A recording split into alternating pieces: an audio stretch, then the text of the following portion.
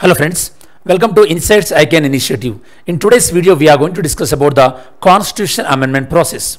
Why we are discussing about this Constitution Amendment process? Because recently you know that Union government appointed one committee to re-examine the feasibility of one nation, one election.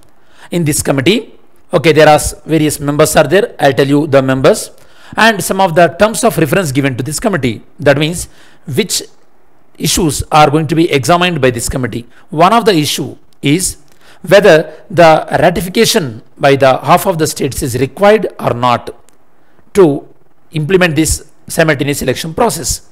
That was one of the terms of reference given to this committee. So what is this half of the states ratification? Why we need half of the states ratification to amend the constitution? To understand all these things, you have to know types of amendments of constitution.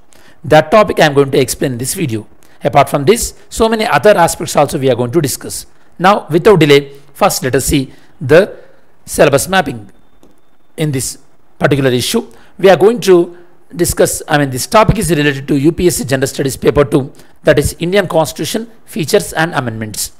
And the video components are why it is in use. I already explained why it is in use, the process of amendment of Constitution, and so what are the provisions mentioned in Article 368, we will discuss, and what are the Supreme Court observations regarding the Constitution Amendment and types of Constitution Amendments, and finally we will discuss about Supreme Court observations on the ratification by the states. First, why it is in use? It is in use because it is in terms of reference.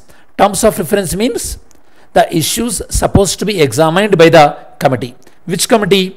Ramnath Kovind committee. Ramnath Kovind committee was appointed on which issue? To examine the feasibility of simultaneous elections in India. One nation, one election. That committee is going to examine the host of issues. One such issue is whether the amendment needed for the one nation, one election required the ratification by the half of the states or not. That is the reason now we are discussing this particular aspect. First, we have to know who are the members in this committee. This committee consists of 8 members and the chairman plus 7 members. Chairman is Ramnath Kovind, former President of India. Members Amit Shah, Minister of Home Affairs and Ministry of Cooperation and Government of India, and Adhir Ranjan Chaudhary, leader of the single largest party, because the leader of the largest opposition is not there. Tell me students, to get the recognition as a leader of opposition, what conditions the political party has to fulfill, okay, to recognize the leader of opposition, what conditions they have to satisfy? Tell me. Next, Ghulam Nabi Azad, former leader of opposition in Rajya Sabha. N.K. Singh, former chairman of 15th Finance Commission. Subhash Kashyap, former Secretary General of Lok Sabha. You know that both Lok Sabha and Rajya Sabha, they have separate Secretary Generals, they have separate Secretariats. Lok Sabha General and Rajya Sabha Secretary General, they act as a returning officer in the president elections alternatively. Next, Harish Salve, senior advocate. You know that Harish Salve acted as a advocate even in the Kulbhushan Jadhav case in the International Court of Justice. Okay, Harish Salve. Next, Sri Sanjay Kothari, former Chief Vigilance Commission. These are the members, and this committee is going to examine the one nation, one election idea feasibility. In that terms of reference, one term of reference is the Constitution Amendment which required to implement the one nation, one election. Does it require the ratification of the half of the states or not? That is going to be the first. You have to know which article deals with the amendment of Constitution. Article 368 deals with the amendment of Constitution. Here let me explain the concept of this amendment of Constitution. You know students, first you have to understand constitutions are two types. Constitutions are two types. First you have to know constitution. The idea of constitution is all about rule of law. Idea of constitution is all about rule of law. The first one who proposed rule of law was Aristotle. And constitution is also reflected in the social contract theory. Social contract theory is also related to constitution, and this was proposed by Hobbes. Okay. Next, constitution based on how easily you can change, how easily you can amend. Constitution based on its amendments, it can be classified into two ways. They are flexible constitution, and rigid constitution. Okay, flexible and rigid. Flexible constitution easy to amend. Best example for the flexible constitution is a British constitution. Okay, British, of course, Britain is a like unwritten constitution, but still that Britain is having the group of laws together and they are easy to amend. Rigid constitution. Best example, USA. Indian constitution is both flexible and rigid. Indian constitution is both flexible and rigid. Flexible and rigid. Indian constitution. Here you have to understand the flexible features means the features which can be easily changed. Okay, these flexible features, they require only simple majority. And Article 368 don't deal with these provisions. Whereas rigid one requires, okay, special majority,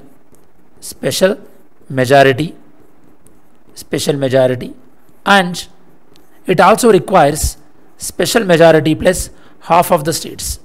Special majority plus half of states.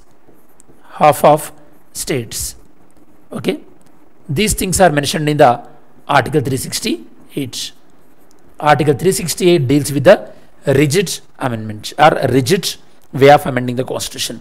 So this, whichever the provision in the Indian constitution that can be changed by simple majority, it never considered under Article 368. For example, Andhra Pradesh and Telangana formed according to Article 3. That process required the simple majority.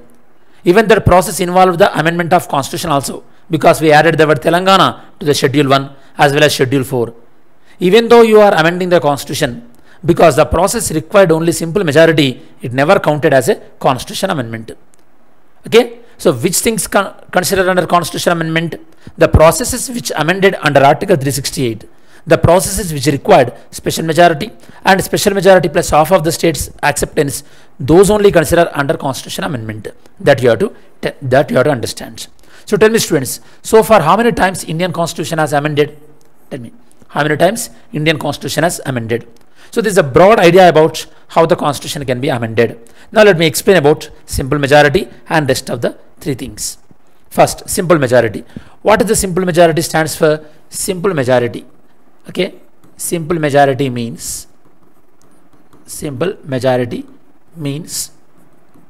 okay, more than half of the members, more than 50% of members present plus members voted. Members present plus members voted should accept. That is the simple majority. For example, on any given day, 100 members present in the Lok Sabha. Out of that, 70 members voted. That means, how many members required for the simple majority? Tell me, students. What is the figure for simple majority? Next, special majority. Okay, special majority. Special majority is all about, like majority support plus 2/3 members. Majority support means more than 50% of members. More than 50% of members of the total strength of the house. Total strength of the house. Okay, plus 2/3 members present and voted. 2/3 members present and voted. Both conditions have to be satisfied. Then that is known as special majority. Okay, so in which conditions special majority required, I'll tell you. Then third one, okay, special majority. Of course, there are some other methods also there. Effective majority, absolute majority. I'm not going into those details. Special majority plus half of the states. Special majority plus half of the states. Okay, this is all about this method 2. Okay, that is special majority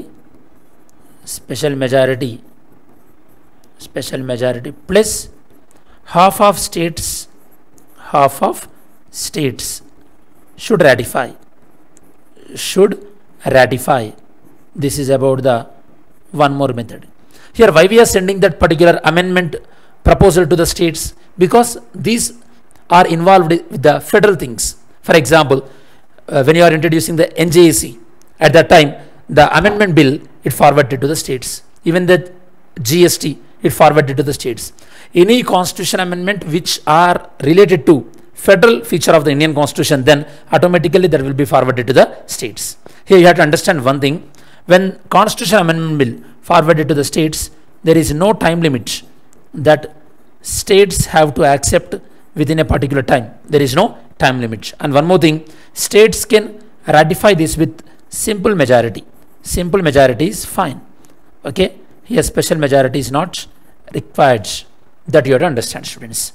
Now for this simultaneous elections, whether we require this process or not, that this committee is going to examine.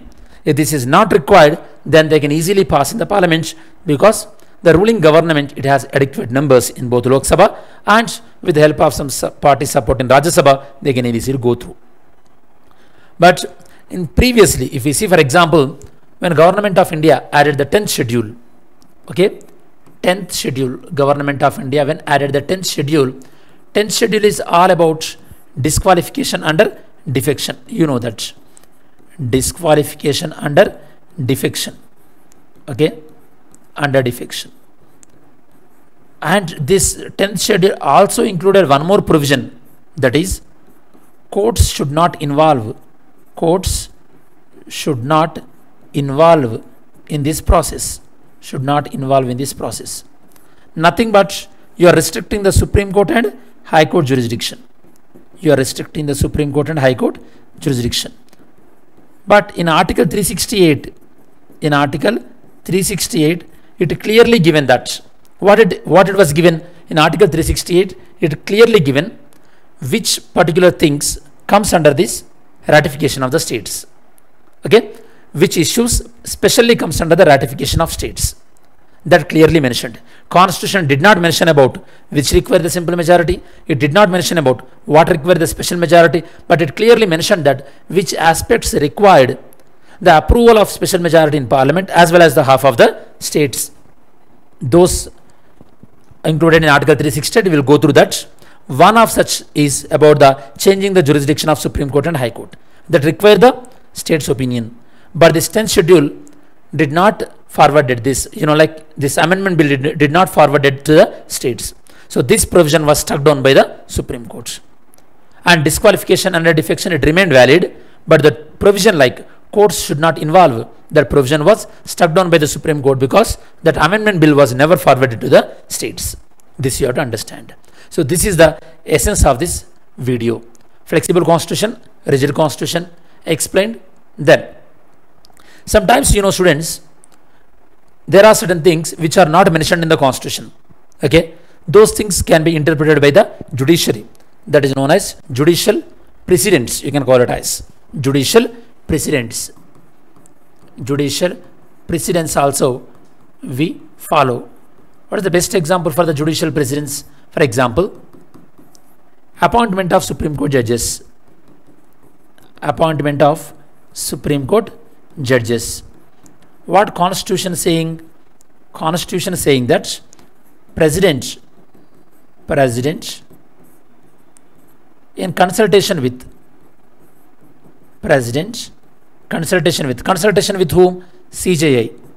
This is what constitution clearly mentioned. But Supreme Court interpreted in such a manner that president and CJI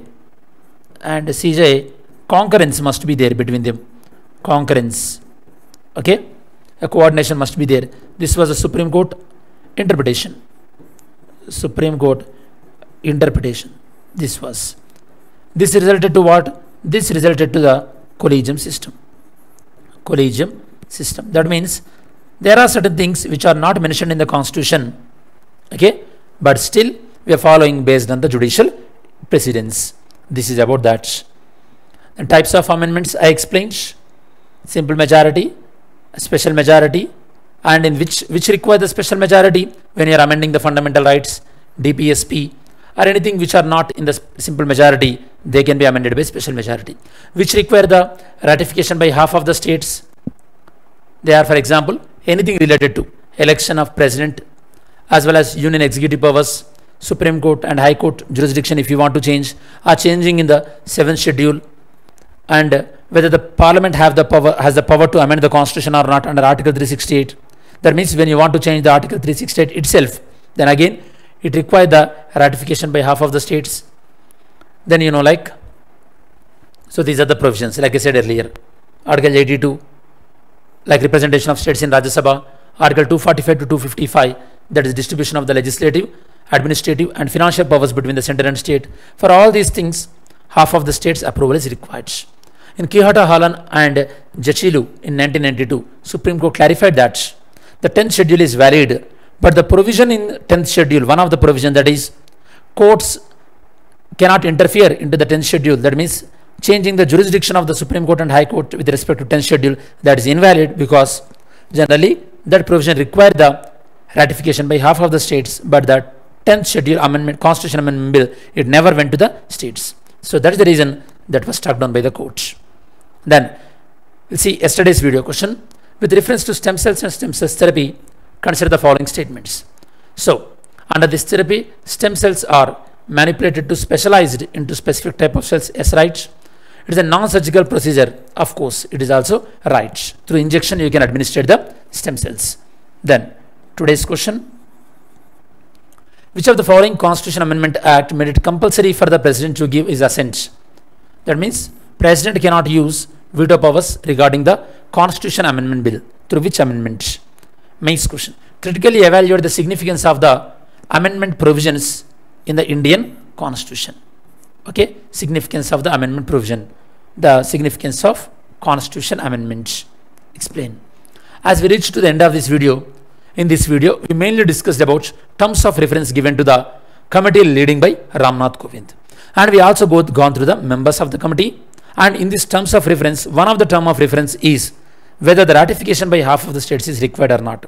In that context, we have seen the different types of majorities: simple, special and special plus half of the states. And we also gone through the types of constitution amendment, flexible as well as rigid constitution amendment.